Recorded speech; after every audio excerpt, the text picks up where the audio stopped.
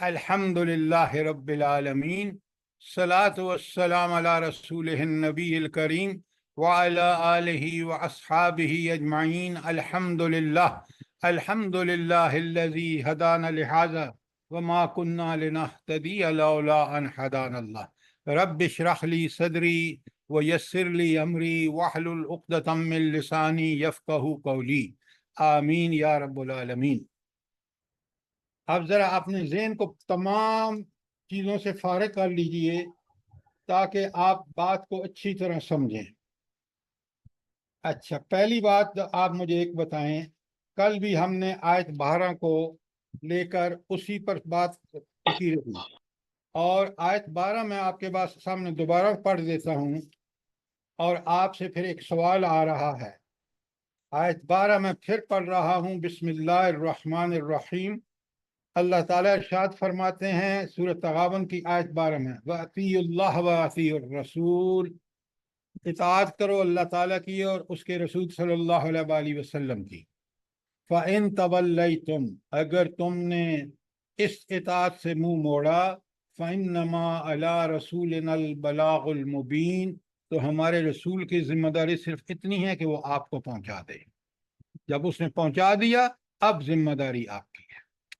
तो ये जो अतीउल्लाह व अतीउर रसूल है, कल भी हमने इस पे बड़ा वक्त लगाया। मुझे बताएं इसकी अहमियत कितनी है कुरान के हवाले से, जल्दी बताएं।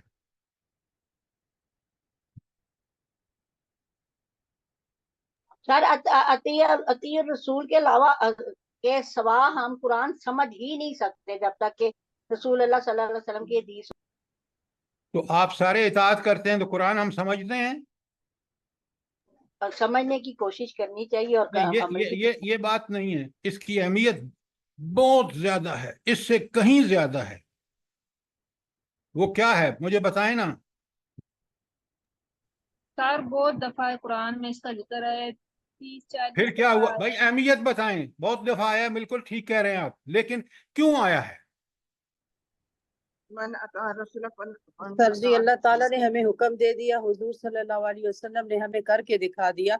अब हमने उनके पीछे चलना है, हमने अताअत करनी है। अगर हमने कुछ बनना है, अल्लाह के आगे सुरखरू होना है, तो हमने इन चीजों को पूरा करना है जैसे नबी सल्लल्लाहु अलैहि वसल्लम ने करके दिखाया है। हमें अपने अमल से करना है और अपने फिक्रों को, सोच को पक्का मजबूत करना है और कोशिश और मेहनत करनी है। बात आपकी ठीक है, लेकिन बात को अच्छी तरह समझ लें। कुरान की दावत का हासिल उसूल यही है। पूरा कुरान आपसे एक ही मुतालबा कर रहा है, अतीउल्लाह व अतीउर रसूल। इसलिए मैं इसको खोल खोल के बयान कर रहा हूँ। कल आपको बताया है कि सुरात मुस्तकीम है ही अतीउल्लाह व अतीउर रसूल, जन्नत है ही अतीउल्लाह व अतीउर रसूल।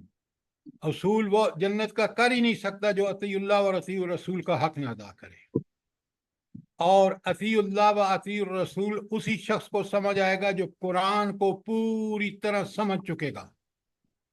लिहाजा अतीउल्लाह व अतीउर रसूल ये कुरान का पूरा मैसेज है, ये कुरान का खुलासा है। ईमान, साहिब ईमान का ईमान अल्लाह ताला कबूल करेगा ही नहीं अगर उसने अतीउल्लाह व अतीउर रसूल नहीं की है। तो बात को समझें, इसलिए इस पे इतना वक्त लगा रहे हैं। कोई और सवाल? जल्दी करें। अब जो मैंने 6 पेजेस का भेजा है आपको, और कल मैंने आपको बताया है कि तिलावत आयात, तालीम किताब, तिलावत आयात, तज़किया, तालीम किताब और तालीम हिकमत का क्या ताल्लुक है, जल्दी से बताएं।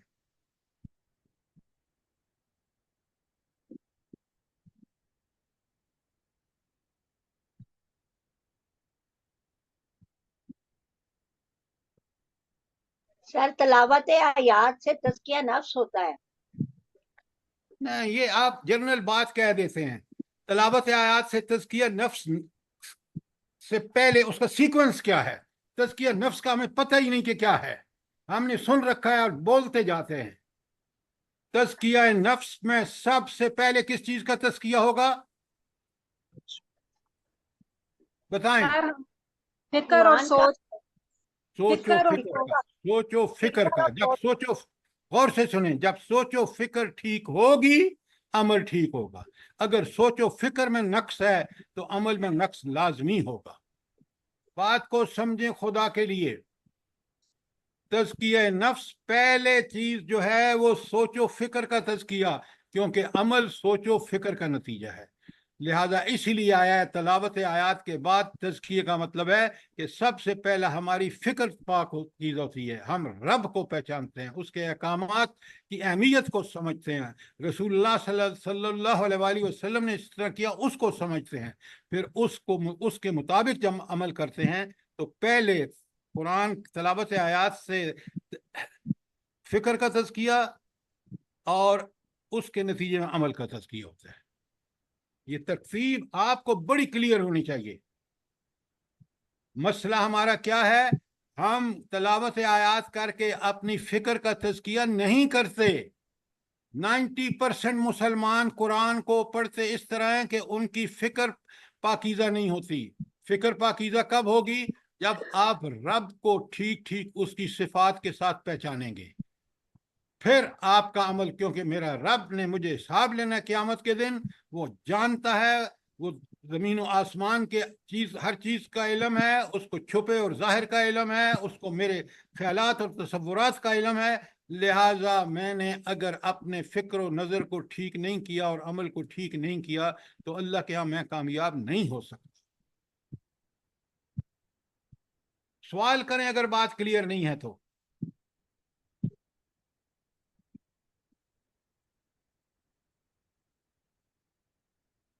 चलें, ये तो हो गया तलावत आयात और तालीम किताब का, सारी तज़किये का ताल्लुक।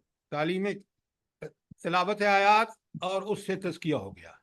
अब तालीम किताब का मतलब क्या है? कल इसी पे तो वक्त गुजारा है। सर तालीम किताब पढ़ेंगे तो हमारा तज़किया नफ्स बढ़ेगा। में पहले किताब तालीम तमाम किताब से मिलेगा क्या? आप ऐसे ही पढ़ रहे हैं। किताब तालीम किताब है क्या? सर कुरान मजीद की तफसीर पढ़ना, उससे हमारा नफ्स यानी उससे हमारी सोच बिल्कुल सही गलत, होगी। बिल्कुल गलत। सर अहकामात जैसे रोजे के अहकामात, नमाज, सारे इस तरह आज के। तालीम किताब का मतलब है कुरान के अहकामात का इल्म। उसके लिए कल मैंने बताया था, आप नहीं लिखते, नोट लेते, कि कुरान कहता है कुतिबा अलैकुमुस्सियाम, तुम पर रोज़ा फर्ज कर दिया गया। ये तालीम किताब है कि रोज़े की फर्जियत का इल्म। कुतिबा अलैकुमुल किताल, तुम पर अल्लाह के रास्ते में जहादो किताल करना फर्ज कर दिया गया। ये है तालीम किताब। और इसका आएगा तीसरा मरला होगा जब तालीम, आप वो तिलावत आयात करके अपना तज़किया कर लेंगे फ़िक्र का, तो फिर आपको वो सारे अमाल जिसमें तज़किया कैसे करना है वो कुरान ने बता दिया, नबी करीम सल्लल्लाहु अलैहि वसल्लम ने करके दिखा दिया। इस तरह क्यों नहीं जवाब देते आप? कल मैंने नहीं बताया आपको? जी सर बताया है।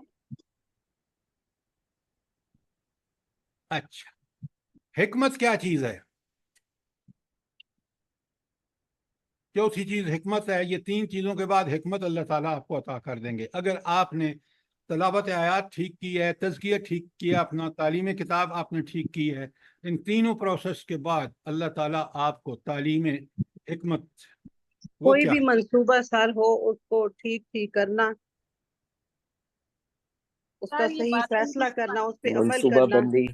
नीयत में अखलास होगा, रियाकारी से बचेंगे। देखिए, आप बातों को घुमाएं फिराएं नहीं। आप फर्ज कीजिए आप रोटी पकाना चाहती हैं, ये एक मंसूबा है ना। अब रोटी पकाने के लिए सबसे पहले आपके जहन में बिल्कुल वाज़ेह होना चाहिए कि मैंने आटा गूंदना है, उसके लिए मुझे क्या क्या चाहिए। ये प्लानिंग है। आटे को मुक्की दूंगी एक दफ़ा, फिर दूसरी दफ़ा, फिर आटा ठीक होगा। अब जो उससे रोटी पकेगी वो मज़ेदार होगी। ये तो है आपका फिक्री या मंसूबा साजी। इसमें हिकमत के ये मंसूबा बिल्कुल आप ठीक मराहल तय करके और आटा फाइनली ऐसा गूंदें कि उसकी रोटी बड़ी मज़ेदार। अब اس کا عمل کرنا کہ پہلے آٹا ٹھیک گوندنا، اس کو پھر تھوڑی دیر رکھ کے پھر اس کو مکی دینا دوبارہ، تاکہ وہ آٹا پکنے کے بہت ہی بہترین طریقے سے پکے، یہ عملی طریقہ ہے۔ تو فکری بھی طریقہ یا منصوبہ سازی اور عملاً ٹھیک کرنا، یہ ہے پورا تزکیہ، فکری تزکیہ بھی اور عملی تزکیہ بھی۔ اب اس سے زیادہ آسان مثال میں کیا دے سکتا ہوں آپ؟ جب آپ یہ 3 کام کرتے ہیں، تلاوت آیات، تزکیہ اور تعلیم کتاب، تو آپ کو پوری طرح کلیئر ہو جا سکتا ہے کہ اب نے اپنے دین پر عمل کرنے کی منصوبہ بندی کیسے کرنی ہے اور عملاً کیسے کرنا ہے۔ یہ ہے اس کا صحیح ایکسپلینیشن۔ بات سمجھ میں آئی ہے نہیں آئی؟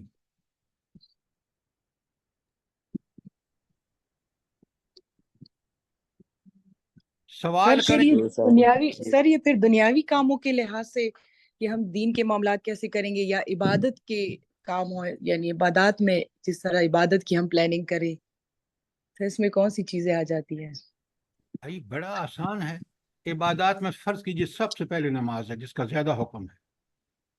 اگر میں نے زندگی میں دیکھا ہے، اگر میں نے نماز سمجھ کے ٹھیک ٹھاک طریقے سے پڑھی ہے، نبی کریم صلی اللہ علیہ وآلہ وسلم کے طریقے پر، یہ نماز میں پورا اپنا دن کا اوقات کا اس سے ریلیٹ کر دیتا ہوں۔ فجر کے بعد اٹھنے کے بعد مجھے کیا کام کرنے ہیں، مغرب سے پہلے کیا کرنے ہیں، مغرب کے بعد کیا کرنے ہیں، عصر کو کیا کرنا ہے، پوری ٹائم مینجمنٹ میں اس کے ساتھ ریلیٹ کر دوں گا۔ میری زندگی کے اوقات بہت ہی مؤثر طریقے سے، کامیاب طریقے سے میں ان کو کر سکتا ہوں۔ اب یہ کام چاہے دنیا کے ہوں چاہے آخرت کے ہوں، چاہے فجر کی نماز کے بعد ظہر کا ٹائم ہو، یا مجھے کھانا بنانا ہو، گھر کے کام کرنے ہوں، میں مرد ہوں تو جو بھی میرے کام ہیں میں اس کو اللہ تعالیٰ کے فضل و کرم سے بالکل پلاننگ بھی ٹھیک کروں گا، اس کو ایگزیکیوٹ بھی ٹھیک کروں گا۔ سمجھ آئی ہے نہیں آئی؟ سر اب بھی اچھی طرح سمجھ آ گئی، میں نے جزاک اللہ۔ پوری زندگی یہی کیا، چاہے میں امریکہ میں پڑھ رہا ہوں یا شلم برجے میں نوکری کر رہا ہوں، مینجمنٹ کی پوزیشن پہ ہوں، مجھے قرآن نے ہر پوائنٹ پر میری رہنمائی کی ہے اور بہت کامیاب زندگی گزاری ہے، الحمدللہ۔ اس لیے کہ میرا ہادی اور میرا رہنما تلاوت آیات، تزکیہ اور تعلیم کتاب رہی ہیں، اس نے حکمت بھی دی ہے۔ ابھی 7 سے 8 آپ پڑھ رہے ہیں درس قرآن، اور شام کو 8 سے 9 پھر عربی کلاس ہوگی۔ پوچھ لیجئے ان لوگوں سے جنہوں نے رات کلاس اٹینڈ کی ہے کہ عربی ان کو کس طرح پڑھائی ہے۔ یہ اس میرے رب کا کرم ہے، میرا کوئی کمال نہیں ہے۔ بات کلیئر ہو گئی یا نہیں ہو گئی؟ جی سر۔ اچھا، سر آپ نے اس کی تعریف بھی یہی بتائی تھی کہ کوئی بھی مشکل معاملات ہوں تو اس میں اللہ تعالیٰ کی دی ہوئی بصیرت سے جو بہترین فیصلہ کرنا، وہی حکمت ہے۔ بالکل ٹھیک ہے، وہ شارٹ ہے، میں نے پورا آپ کو سمجھایا ہے کہ پلاننگ کے وقت بھی حکمت چاہیے، وہ فکری حکمت ہے، اور ایگزیکیوشن یا ان پر عمل کرنے کے لیے بھی بصیرت اور ویژن چاہیے، وہ عملی حکمت ہے۔ یہ پہلے 3 مراحل جو ہیں، تلاوت آیات، تزکیہ اور تعلیم کتاب، ان سے مجھے یہ سب چیزیں حاصل ہو جاتی ہیں جی سر۔ اگر میں ٹھیک طریقے سے کرتا ہوں۔ آج مجھے بتائیں، آپ کیا واقعی ہم تلاوت آیات کر رہے ہیں ٹھیک؟ بتائیں مجھے۔ نہیں سر، بالکل بھی نہیں سر۔ اگلے مراحل کیسے ٹھیک ہوں گے؟ آپ دیکھ لیں، نبی کریم صلی اللہ علیہ وآلہ وسلم، صحابہ اور صحابیات نے اس پر عمل کیا، وہ کتنے کامیاب رہے دنیاوی زندگی میں اور آخرت میں۔ اللہ کہتا ہے رضی اللہ عنہم ورضوا، وہ اللہ سے راضی، اللہ ان سے راضی۔ ان نے قرآن اور نبی صلی اللہ علیہ وسلم کے طریقے کو اپنایا۔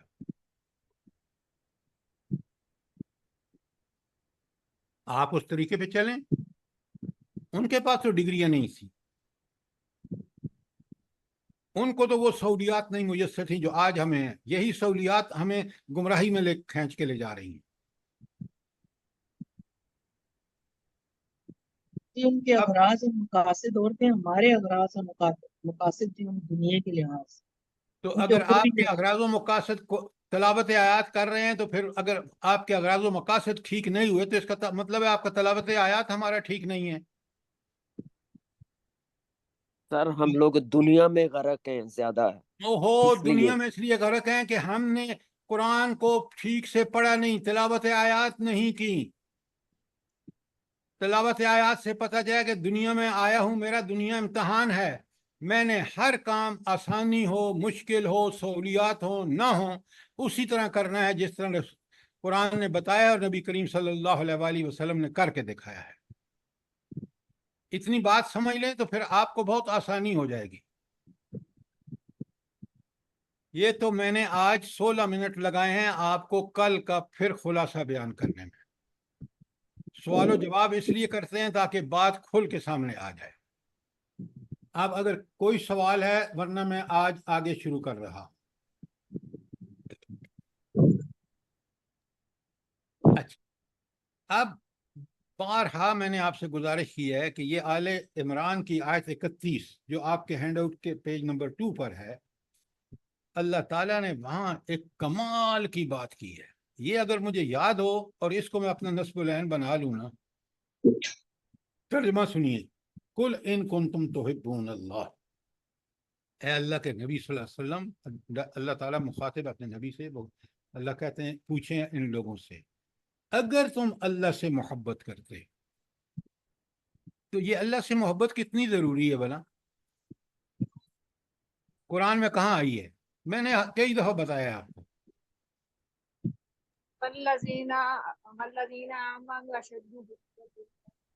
آپ نے بالکل ٹھیک کہا, والذین آمنوا اشد حبا للہ. اہل ایمان کی سب سے پہلی صفت کہ وہ سب سے زیادہ اللہ سے محبت کرتے ہیں. وہ مال اولاد کوٹھیاں کاریں کسی چیز سے اتنی محبت نہیں کرتے جتنی اللہ سے. سب سے زیادہ وہ چیزیں ان کو محبوب ہیں لیکن اللہ سب سے محبوب ہے. اللہ سب سے محبوب ہونے کا مطلب یہ ہے کہ ان کو اللہ کے حکم کو سب سے اولیت ہے, اس کو پورا کریں گے, اس کے بعد باقی ساری محبتیں ان کو سر انجام دیں گے اللہ کے حکم کے مطابق. پھر وہ مومن ہے, ورنہ وہ مومن ہرگز نہیں ہے اگر اس سے اللہ سے محبت سب سے زیادہ نہیں ہے. اتنی بات سر کلیئر ال ہے آپ کو؟ عمران کی کون سی آیت تھی؟ سورہ آل عمران کی آیت 31 کئی دفعہ لکھوائی ہے آپ کو. قل ان کنتم تحبون اللہ, اے اللہ کے رسول ان سے پوچھو اگر تم اللہ سے زیادہ محبت کرتے ہو تو پھر کیا کرنا ہوگا؟ ثبوت کیا ہے؟ فاتبعونی, تو پھر اللہ کے حضور نبی کریم صلی اللہ علیہ وسلم کی اتباع کرو محبت کے ساتھ. اللہ اکبر. محبت کے ساتھ کیا ہے؟ کس طرح نبی کریم صلی اللہ علیہ وسلم نے نمازیں پڑھی, کس طرح روزے رکھے, کس طرح حج کیا, وہ سب چیزیں آپ بالکل اسی جذبے سے اس کے ساتھ محبت کے تعلق سے کریں. یہ اسی وقت پیدا ہوگی محبت اللہ کے رسول سے جب ہم آپ صلی اللہ علیہ وسلم کی سیرت کو پڑھیں گے.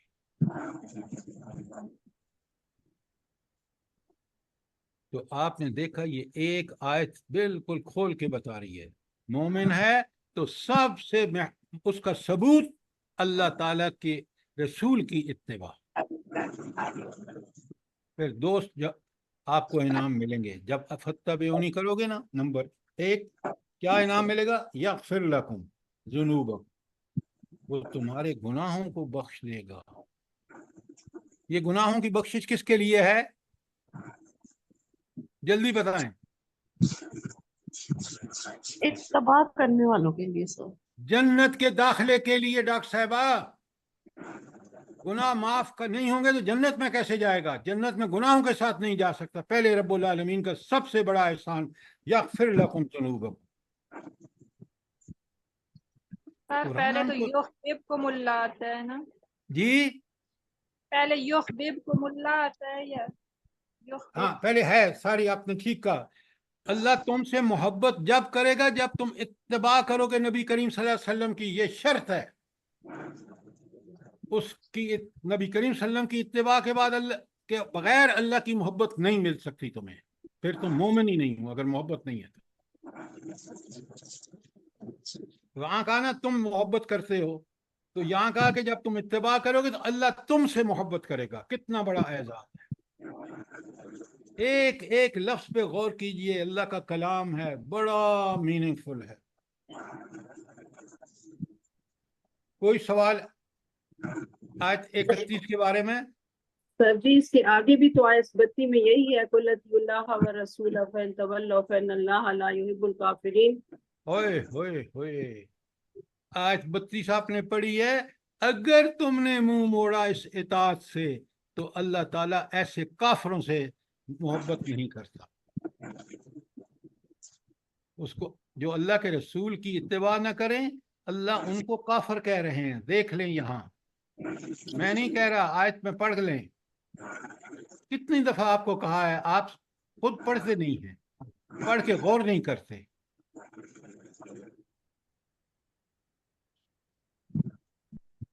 कोई सवाल आयत 31 और 32 आले इमरान की? अच्छा, आले इमरान की 132 है नीचे, सफा नंबर 2 पर ही। व अतीउल्लाह व अतीउर रसूल लअल्लकुम तुरहमून। इसका क्या मतलब है, जल्दी बताएं।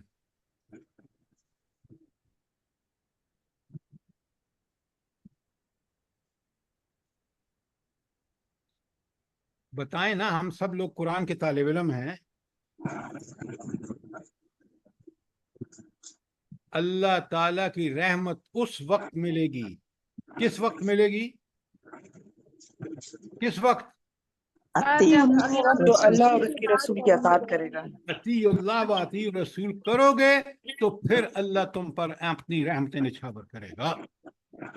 आज मुसलमान अल्लाह की रहमतों से दूर और अल्लाह की लानतों के मुस्तहिक, इसलिए कि न वो अल्लाह और उसके रसूल की इताअत नहीं कर रहे। देखें कुरान कितना बरहक है। आपको आंखों से नजर आ रहा है कि जो कुरान कह रहा है वो हम देख रहे हैं। इससे बड़ी शहादत क्या हो सकती है कुरान की हकानियत की।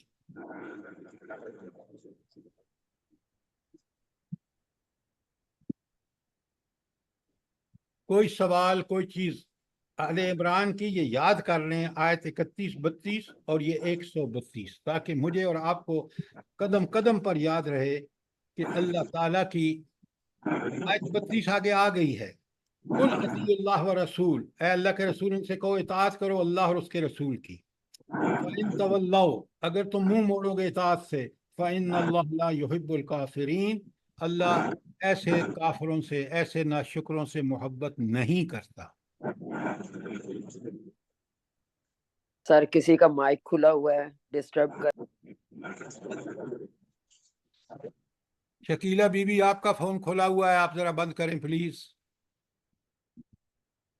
अच्छा, आप सूरह अनफाल की आयत 24 देखिए।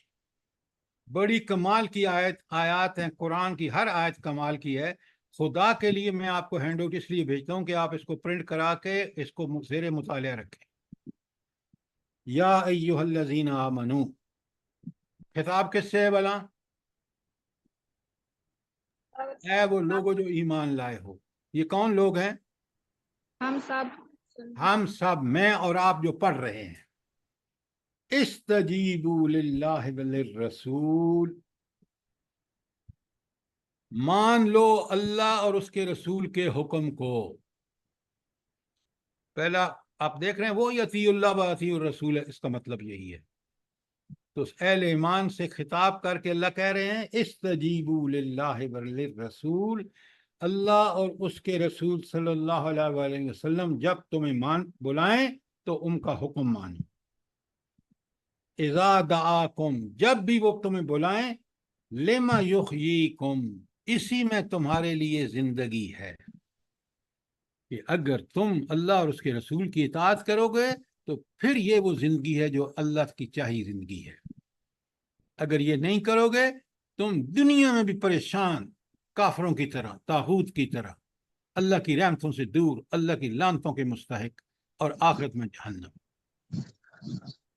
अगर जिंदगी है जो वाकई अल्लाह ताला के नजदीक पसंदीदा जिंदगी है, تو وہ زندگی صرف وہ ہے جس میں انسان نے اللہ اور اس کے رسول کی اطاعت کا حق ادا کیا۔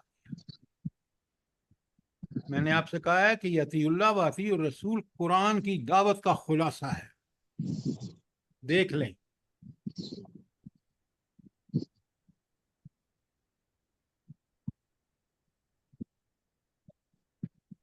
آپ دیکھیں آیت 157 سورہ اعراف کی، کاش آپ ہم غور سے پڑھیں۔ فالذین آمنوا، لہذا جو لوگ ایمان لائیں، بہی اللہ پر، وعذر رسول پر، اللہ اور اس کے رسول پر، وعزروہ اور اس کی حمایت کریں، ونصروہ اور اس کی مدد کریں، واتبعوا نور الذی انزل معہ اور اس نور کی اتباع کریں جو اس پر نازل ہوا، یعنی قرآن پر۔ اور اللہ تعالیٰ کہتے ہیں یہ تین کام، اللہ اور اس کے رسول پر ایمان، اس کی اللہ کے رسول کی حمایت، اللہ رسول کا اتباع اور قرآن کا اتباع، یہ 5 کام کریں، اللہ کہتے ہیں اولئک هم المفلحون، یہی فلاح پانے والے ہیں۔ یہ 5 کام کرنے والوں کو فلاح کی گارنٹی ہے۔ اب اس آئینے میں دیکھ لیں کہ کیا ہم یہ 5 کام کر رہے ہیں یا نہیں کر رہے۔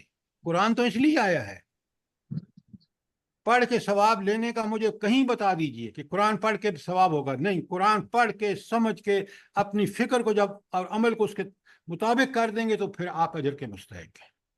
پھر آپ کے لیے ہر الفاظ میں، اگر یہ یہاں ثابت ہے، یہاں دیکھ لیں اعراف کی 157 میں۔ اور وہ جو تصور آپ لیے پھرتے ہیں کہ قرآن کا ایک لفظ پڑھیں گے تو 10 نیکیاں ملیں گی، مجھے بتائیں کہیں اس کا صحیح مفہوم یہ نہیں ہے جو میں آپ کو بتا رہا ہوں۔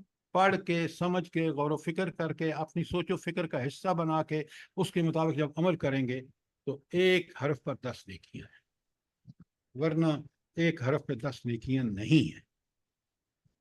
قرآن کا یہ کھلا پیغام ہے۔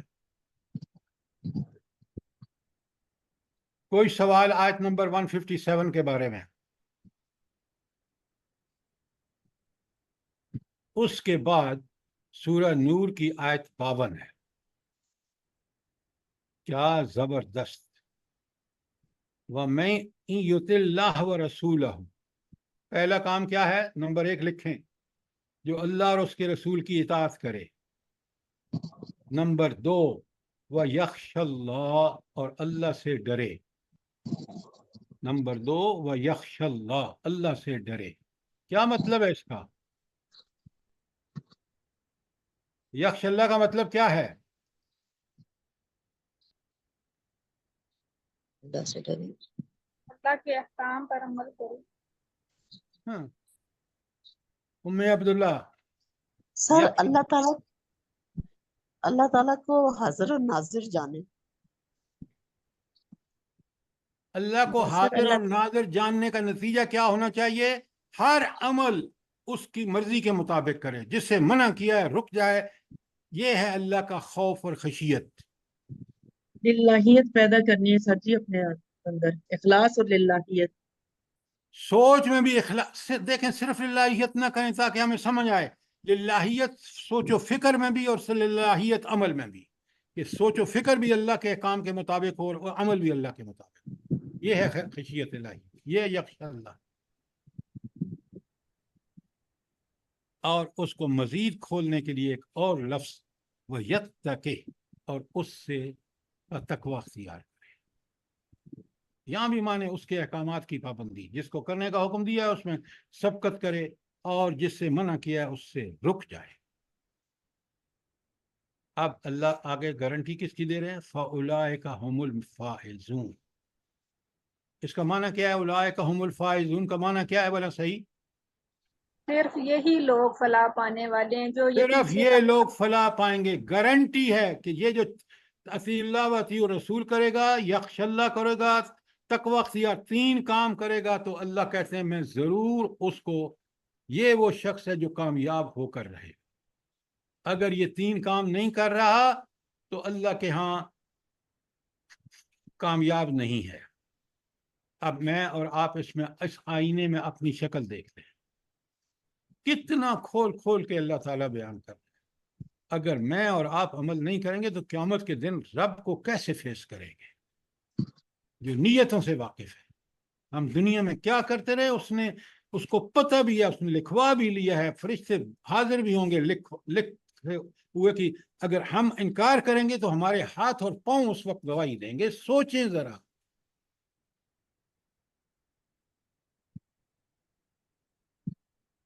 کچھ بات آپ کی سمجھ میں آ رہی ہے؟ جی سر. یہ ہے قرآن کو پڑھنے، سمجھنے اور اس پر عمل کرنے کا طریقہ. صرف لپ سروس سے، جس طرح دنیا میں لپ سروس کوئی کام نہیں آتی، آخرت میں بھی کوئی کام نہیں آئے گی. ہاں، قرآن کو پڑھا، سمجھا، غور و فکر کے ساتھ اس کی حقانیت کی دل اور دماغ نے گواہی دی اور اس کا ثبوت آپ کا عمل ہے، پھر اللہ تعالیٰ کہتا ہے میں اسی کو میں کامیاب کروں. سورہ احزاب کی 31 آپ کے سامنے پڑھی گئی ہے، پھر دیکھیں وَمَن يُطِعِ اللَّهَ وَرَسُولَهُ، جو کوئی اطاعت کر رہے اللہ اس کے رسول کی، فَقَدْ فَازَ فَوْزًا عَظِیمًا. یہ فوزن عظیمہ کون کہہ رہا ہے بھلا؟ اللہ تعالیٰ. اچھا، اب اللہ تعالیٰ کی فوزن عظیمہ کیا ہوگی؟ میں آپ کو تھوڑا سا مثال دیتا ہوں سمجھانے کے لیے. ایک جو بھوکا آدمی ہے، اس کی سب سے بڑی کامیابی کیا ہے؟ سر اس کو کھانا مل جائے. اس کو کھانا مل جائے. بالکل آپ نے ٹھیک کہا. ایک آدمی ہے بڑا تنگ دست ہے، اس کی عظیم کامیابی کیا ہے؟ اس کی تنگ دستی دور ہو جائے. ہاں، اس کو وسائل ذرائع اللہ عطا فرما دے اور اس کی تنگ دستی دور ہو جائے. تو اللہ تعالیٰ جب کہتے ہیں کہ فوزن عظیم، عظیم کامیابی، تو اس میں سب کچھ ہے. وہ کچھ ہے جو میں اور آپ تصور بھی نہیں کر سکتے. اور یہ فوزن عظیمہ کب ہوگی بلا؟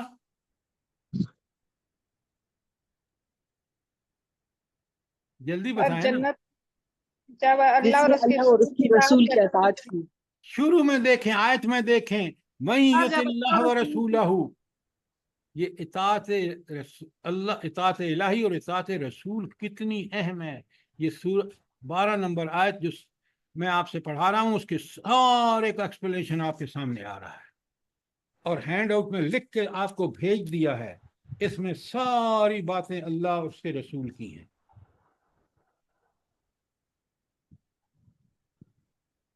اب آپ سورہ نساء کی آیت 69 اور 70 پڑھیں. اللہ تعالیٰ فرماتے ہیں بسم اللہ الرحمن الرحیم وَمَن یُطِعِ اللَّهَ وَرَسُولَهُ. پھر بات کس کی ہو رہی ہے؟ جو اللہ اور اس کے رسول کی اطاعت کرے. فَأُولَٰئِکَ مَعَ الَّذِینَ، تو یہ ان لوگوں کے ساتھ ہوگا انعم اللہ علیہم، جن کا جنت میں اللہ نے انعام کیا ہے. یہ کون لوگ ہیں؟ پہلے من النبیین، انبیاء. انبیاء پہلے نمبر پہ کیوں ہیں بلا؟ جلدی بتائیں.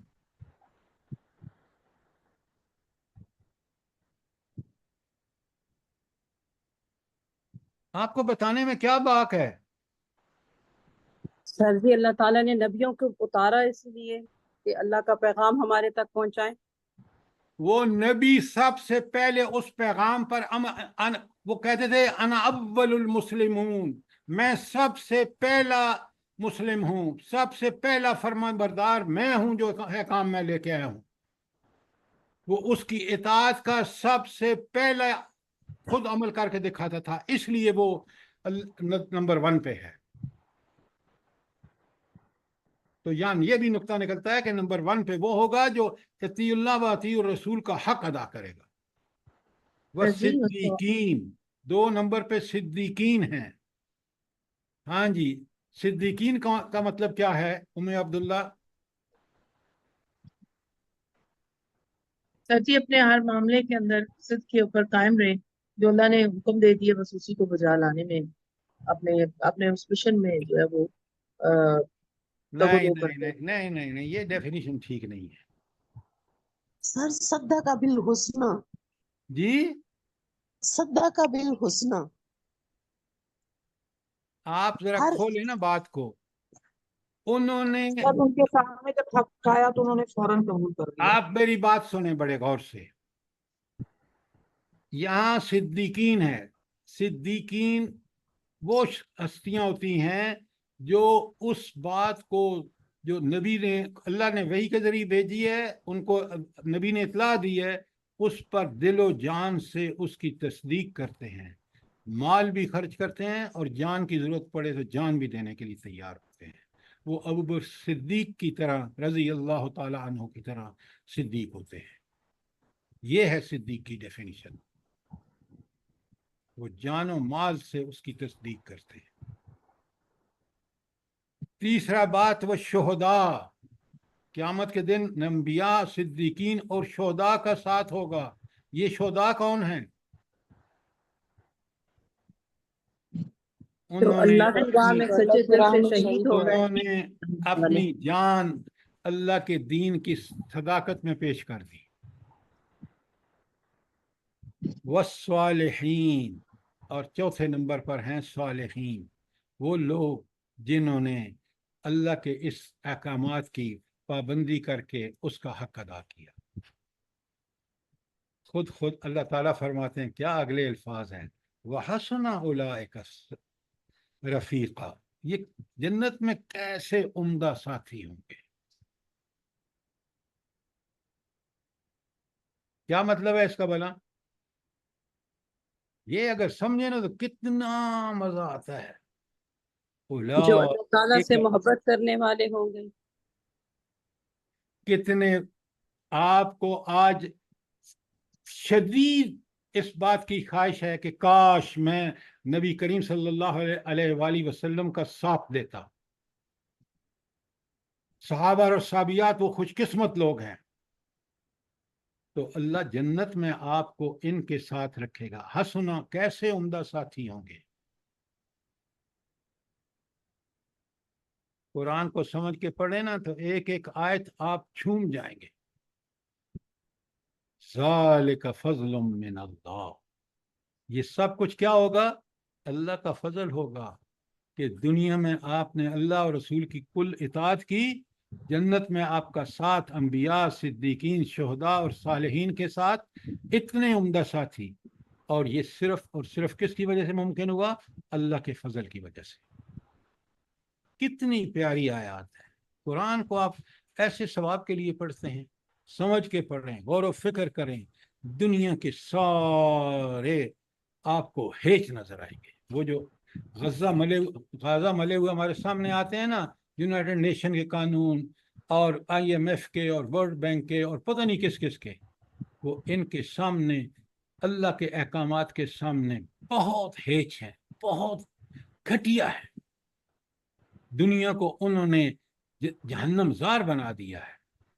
और जब इन अकायद का, इन मामलात का, अल्लाह के इताअत और रसूल का ज़माना, नबी करीम सल्लल्लाहु अलैहि वसल्लम, सहाबा, खुलफाए राशिदीन का देखिए, दुनिया जन्नतज़ार थी, आज जहन्नमज़ार है। ये बात मैं जो जज्बात से नहीं कह रहा, बिल्कुल दुनिया घूम के, दुनिया को पूरी तरह परख के और कुरान के तालिब इल्म की हैसियत से मैं बिल्कुल अल्लाह को हाजिर नाजर रख के आपके सामने ये बात कह रहा।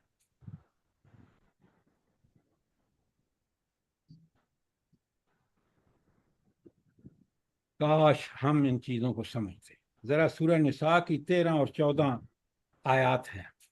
पहले इस 13 और 14 से पहले आयात में उम्मे अब्दुल्ला क्या आया है सूरह निसा में? जल्दी बताएं।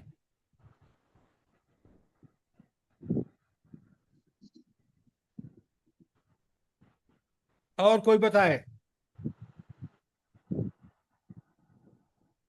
इन आयात में इससे पहले 10, 11 और 12 में अल्लाह ताला ने तकसीम विरासत के अहकामात बताए।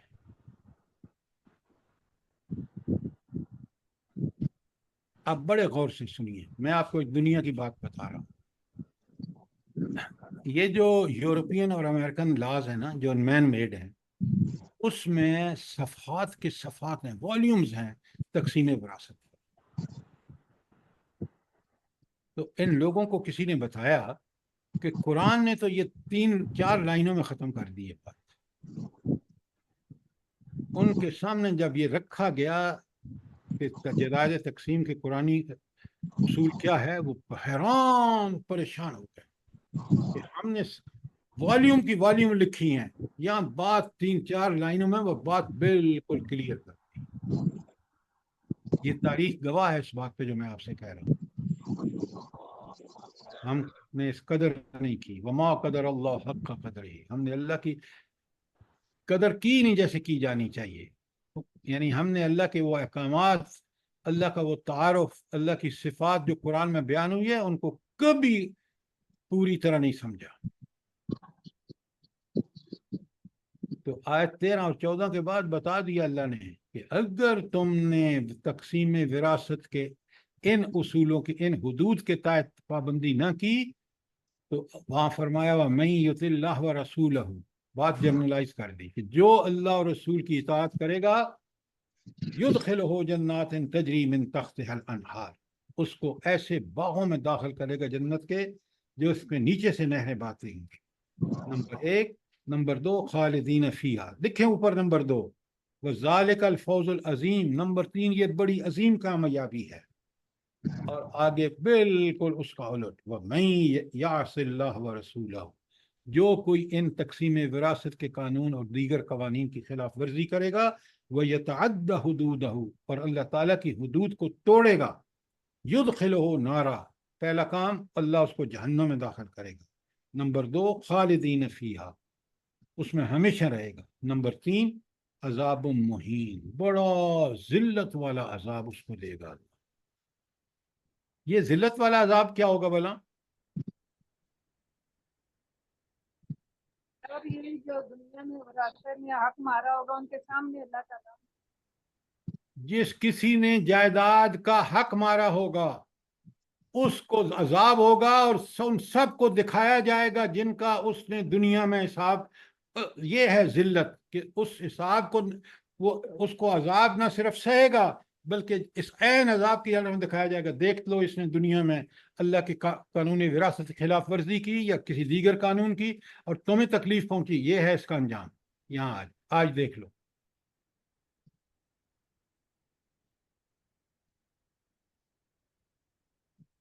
کاش ہم ان آیات کو غور و فکر سے پڑھتے.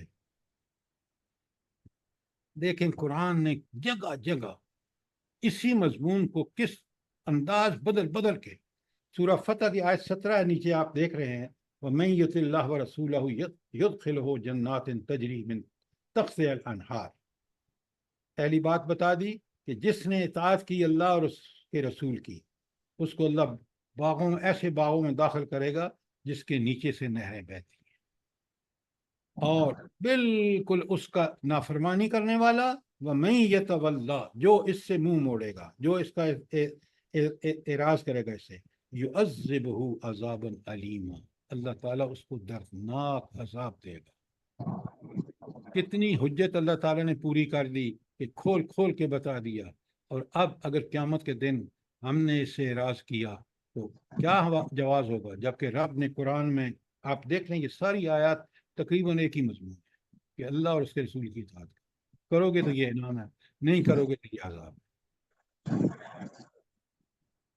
سورہ احزاب کی آیت 36 نیچے وَمَا كَانَ لِيُؤْمِنٍ وَلَا مُؤْمِنٍ، کسی مومن مرد اور کسی عورت کو یہ حق نہیں، یہ اس کے لیے جائز نہیں. کیا چیز جائز نہیں ہے؟ آپ کو اور مجھے الرٹ ہونا چاہیے.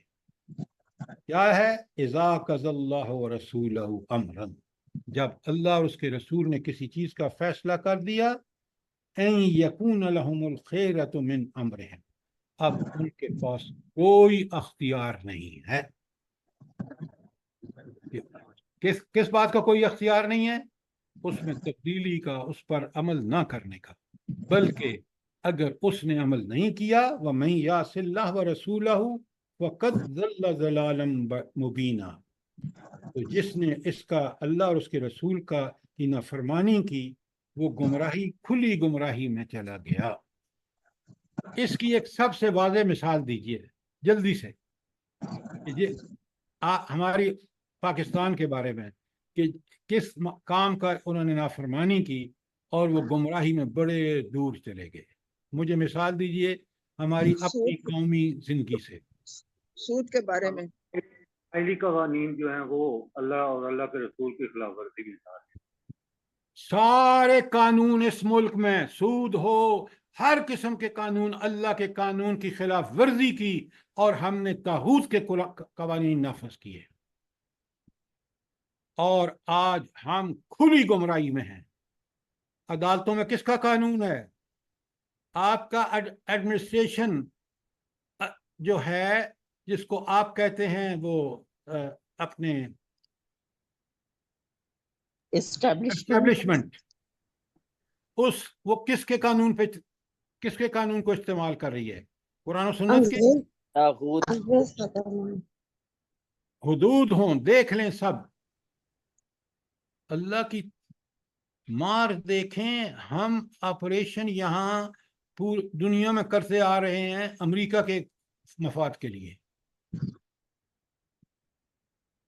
آج بھی امریکہ جس ذلت سے دوچار ہوا ہے نا مجاہدین افغانستان کے ہاتھوں، آج ہمیں وہ اشکار رہا ہے، جس نے کتے کو اشکارتے ہیں نا کہ تم لڑ جاؤ اس کے ساتھ.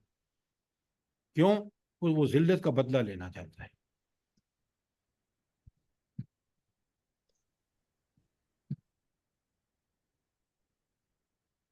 اب تک جو جتنی آیات پڑھی ہیں میں نے، کوئی سوال ہو آپ کا؟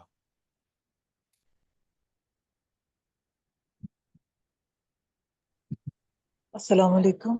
وعلیکم السلام ورحمۃ اللہ. سر یہ جو آپ نے ترتیب بتائی تھی نا، جیسے کہ انبیاء، صدیقین، شہداء ان کے ساتھ ہوں گے، تو میں اس پہ ترتیب پہ غور کر رہی تھی کہ صدیقین تو وہ ہیں جنہوں نے ایک کال پر مطلب اپنے عمل سے ثابت کر دیا. کیا شہداء کا درجہ ان سے اوپر نہیں آتا جنہوں نے جان سے یہ چیز ثابت کر دی؟ دیکھیں میری ایک بات سنیں، میں آپ کو مثال سے، بالکل آپ نے سوال بہت اچھا کیا. اب سمجھیں، یہ مجھے بتائیں کہ ہم ابو بکر صدیق رضی اللہ تعالیٰ عنہ کو صدیق کہتے ہیں. کیا انہوں نے نبی کریم صلی اللہ علیہ وآلہ وسلم کے ساتھ رہتے ہوئے کبھی جان اور مال کو بچایا ہو؟ انہوں نے آگے بڑھ کے نبی کریم صلی اللہ علیہ وآلہ وسلم کی خدمت کی. شہید نے تو بلا شبہ بڑی قربانی دی، اس نے اپنی جان دے کر ثابت کر دیا کہ اللہ برحق ہے. لیکن صدیق جو ہے پوری زندگی ہر لمحہ جیسے وہ کر صدیق تیار رہے. تو اس لیے آپ یقین رکھیں کہ اللہ کی یہ دی ہوئی ترتیب کہ انبیاء اور اس کے بعد صدیقین ہیں، اس کے بعد شہداء ہے. اب بات سمجھ آئیے کہ نہیں آئی؟ جزاک اللہ خیر. کوئی اور سوال؟ سر جی ایک سوال یہ کہ صدیقین میں یعنی صحابہ کرام شامل ہے نا؟ جی سر صدیقین میں بالکل، صدیقین صحابہ کرام شامل ہیں، صحابیات شامل ہیں. جی سر. مجھے بتائیں، کاش آپ سیرت پڑھیں، مجھے بتائیں حضرت سمیہ رضی اللہ تعالی عنہا سے بڑا صدیق کون ہے؟ بتائیں نا مجھے. پتہ ہے کیا حالت ہے؟ یہ آپ نہیں پڑھتے اور نہیں کرتے، پتہ نہیں دنیا کی گندی فلمیں اور پتہ نہیں کیا کیا دیکھتے ہیں جس میں حقیقت ہوتی ہی نہیں ہے. حضرت سمیہ کے پیٹ میں نیزہ گھسا ہوا ہے، خون کے فوارے چھوٹ رہے ہیں، اور اس وقت کیا کہہ رہی ہیں بلا؟ کیا کہہ رہی ہیں؟ رب کعبہ. اللہ اکبر. کاش ہمیں، مجھے اور آپ کو یہ اعزاز نصیب. اس لیے کہ رسول اللہ صلی اللہ علیہ وسلم فرماتے ہیں کہ مومن کا جب شہادت کا فریضہ ادا کرتا ہے تو جب اس کا خون زمین پر نہیں گرتا کہ اللہ تعالیٰ اس کو جنت میں اپنا ٹھکانہ دکھا دیتا ہے. ہمیں تو نظر آ رہا تھا کہ ان کے خون کے فوارے پھوٹ رہے ہیں، نکل رہے ہیں، اور وہ جنت میں اپنے مقام کو دیکھ کر کہہ رہی تھی فزت برب کعبہ. کبھی سوچیں تو صحیح، کبھی اس قرآن کے معجزات کا ذرا بصیرت کی آنکھ سے معائنہ تو کرے.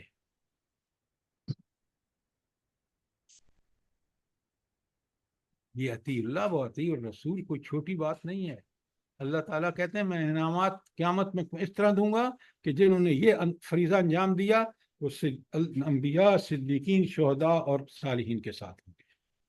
تو کیا عمدہ ساتھی ہوں گے، خود رب کہتا ہے۔ سر اس دنیا میں ایسے کہاں سے لوگ پیدا ہوں گے جیسے یہ انبیاء اور ان کے جو تھے یہ صادقین اور صالحین؟ دیکھیے کہاں یہ آج کل انبیاء، کی دنیا میں آپ میڈم میری بات سنیں، انبیاء تو اب آئیں گے نہیں، آخری نبی کا آ چکے اور اللہ نے بتا دیا۔ صدیقین بھی رہیں گے، شہداء بھی رہیں گے۔ آج غزہ میں ان سے بڑا شہید کون ہے جو ماں اپنے بچے کی شہادت پر اللہ سے کہتی ہے اللہ تو راضی ہو جا۔ اس باپ سے زیادہ شہید کون ہوگا، صالح کون ہوگا جو کہتا ہے سارے بچوں اولاد کے قربان ہو جانے کے بعد کہ اللہ مجھے بھی ایک سعادت۔ کتنے کافر مسلمان ہو رہے ہیں، یہ ہے رب کی صداقت، حقانیت۔ بتائیں یہ بات ٹھیک ہے نہیں ہے؟ آپ جرمنی میں دیکھ رہے بالکل ہیں نہیں سر، اپنی یہ آنکھوں سے؟ فلسطین کے لوگوں کی مثال ہے نا۔ اس مثال سے کافر مسلمان ہو رہے ہیں۔ آسٹریلیا میں میرا ایک دوست ہے، اس نے میرے پاس عربی پڑھی ہے، ڈاکٹر ہے، پاکستانی ہے، وہ کہتا ہے، اس کا 2-3 دن پہلے مجھے میسج آیا کہ ہمارا چھوٹا سا شہر ہے آسٹریلیا میں، وہاں 20 آدمیوں نے جمعے کی نماز کے بعد اسلام قبول کیا ہے۔ یہ میں آپ آنکھوں دیکھی بات بتا رہا۔ سبحان اللہ۔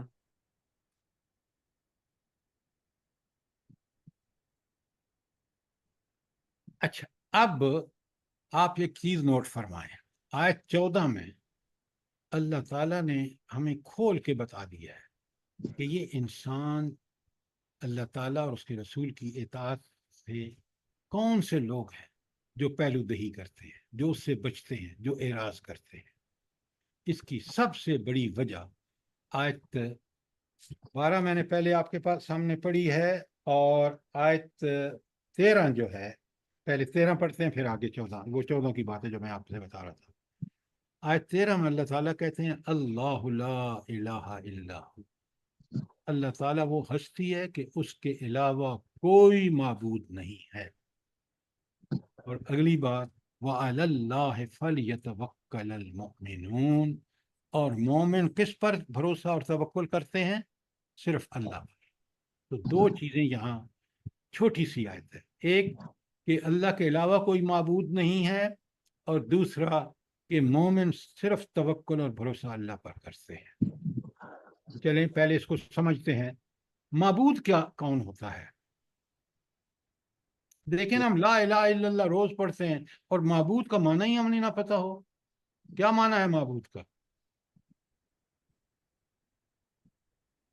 کہ ہم عبادت کرتے ہیں۔ جی، حاجت روا، مشکل کشا اللہ تعالیٰ۔ یہ سب کہنے کی باتیں ہیں۔ اب جس کی عبادت کی جائے، عبادت کا کیا مطلب ہے؟ ہر حکم مانا جائے اللہ تعالیٰ ہاں، کا۔ سر الہ، سنیں غور سے، الہ کا مطلب ہے معبود، معبود کا مطلب ہے وہ ہستی جس کا حکم ہر معاملے میں مانا جائے، نکاح، طلاق، شادی، بیاہ، حلال، حرام، کھانا، کمانا، سب اس کے حکم کے مطابق کیا جائے تو وہ معبود ہے ہستی، اور سوائے اللہ کے اور کوئی معبود نہیں۔ یہ پہلی بات۔ اچھا، اللہ کیوں معبود ہے بھلا؟ کیوں اس کا حکم مانا جائے؟ کیوں اس کی ہر بات جس سے منع کیا رک جایا جائے؟ اور کیوں ہر کام جو اس نے حکم دیا کیا جائے؟ کیوں؟ کیونکہ تمہارا خالق جلدی بتائیں۔ اگر اس کا جواب نہیں ہے تو آپ یقین والا سر تمام سر طاقت وہی قدرت ہمارا کو مالک خالق ہے۔ مالک ہے، سارا اختیار اسی کے پاس ہے، اسی نے ہمیں پیدا کیا، اسی کے پاس ہم نے واپس پلٹنا ہے۔ یہ بات آپ ٹھیک کہہ رہے ہیں، لیکن ہم میں سے کتنے لوگوں کو یقین ہے؟ اگر اس معبود کا یہ تصور اللہ کی ان صفات کے ساتھ ہے، پھر آپ اور میں کوئی غلطی نہیں کر سکتے۔ اگر کریں گے فوراً شرمندہ ہو کے توبہ طائب ہو جائیں گے۔ یہ ہے لا الہ الا اللہ کا مطلب۔ کوئی سوال یہاں تھا الہ کے بارے میں؟ کوئی سوال؟ अच्छा, इसकी कुरानी तशरीह क्या है? ला इलाहा इल्लल्लाह की कुरानी तशरीह क्या है? जल्दी से आयत बताएं उम्मे अब्दुल्ला। सर जी आयतुल कुर्सी। क्या बात शाहिद कर रहे हैं अल्लाह जी? शाहिद अल्लाह अन्ना शाहिद अल्लाह अन्नहु ला इलाहा इल्ला हुवल मलाइकातु व उलुल इल्मी कायिमन बिल क़िस्त ला इलाहा इल्ला हुवल अज़ीज़ुल हकीम। मैं आपको इससे भी आसान बताता हूँ। वमन यकफुर बित्तागूत व युमिन बिल्लाह, पहले तागूत का इनकार करे। यकफुर बित्तागूत, हर अमेरिका, हर IMF, हर दुनियावी कानून को ठुकरा दे और अल्लाह पर ईमान लाए कि अल्लाह ही की बात सही, सच्ची, पक्की, मयारी है और कोई बात पर सच्ची नहीं है। मैं यकफुर बिल्लाह, सॉरी वमन यकफुर बित्तागूत व युमिन बिल्लाह, सूरह बकरा की आयत 256 लिख ले। ये आपको बिल्कुल दलील के तौर पर आपके ज़हन में पुख्ता होनी चाहिए कि रब ही माबूद है और हर गैर अल्लाह को माबूद मानने से इनकार करना ही पहली शर्त है। उसके बाद अल्लाह का माबूद।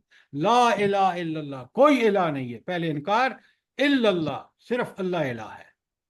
तो इनकार अगर नहीं किया बाकी गैर अल्लाह माबूदों का, तो आपका इकरार भी अल्लाह के यहाँ काबिल कबूल नहीं है।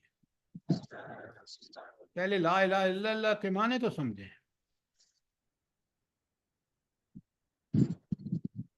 सवाल करें अगर बात क्लियर नहीं है। और आपने बताया था कि ला इलाहा इल्लल्लाह मकसद जिंदगी है, यानी मकसद ही हमारा ला इलाहा इल्लल्लाह है। बिल्कुल, और मकसद उस वक्त पूरा होगा जब गैर अल्लाह की आप इबादत करने से इनकार करेंगे और मोहम्मद रसूलुल्लाह तर्ज जिंदगी है।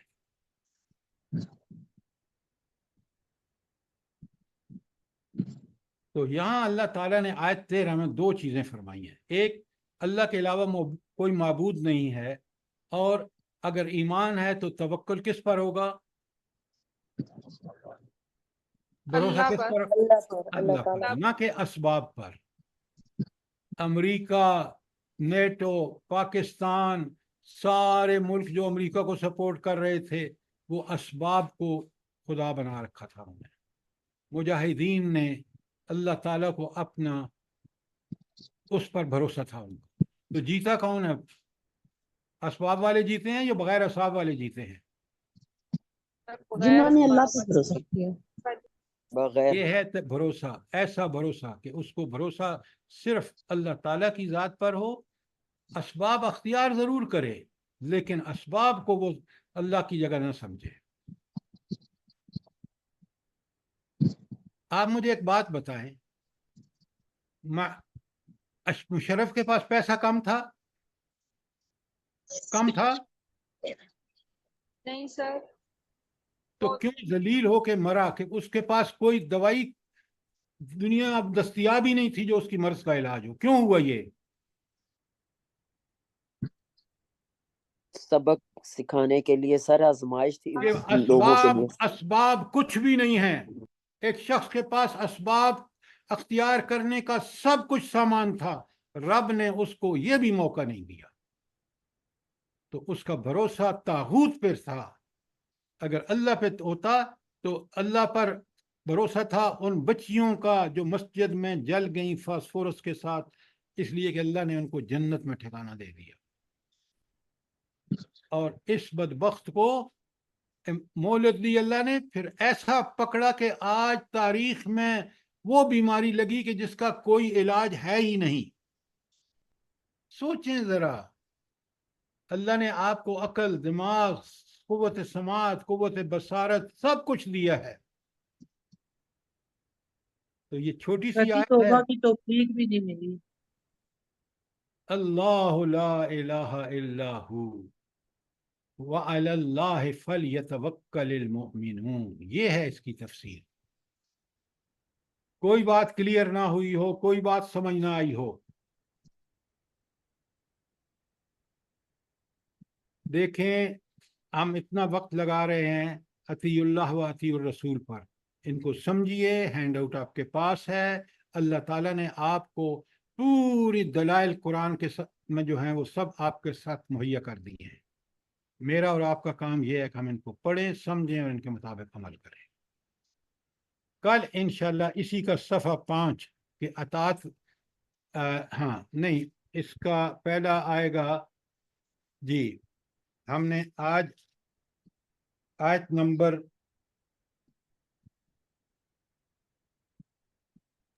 13 की है सर। 13 की है और बाकी आयत अगली दफ़ा करेंगे। अल्लाह ताला आपको बहुत ज़्यादा खैर दे। अगर कोई सवाल हो, कोई चीज़ क्लियर ना हुई हो, ज़रूर पूछें। अल्लाह पाक आपको भी जज़ाए खैर दे। बहुत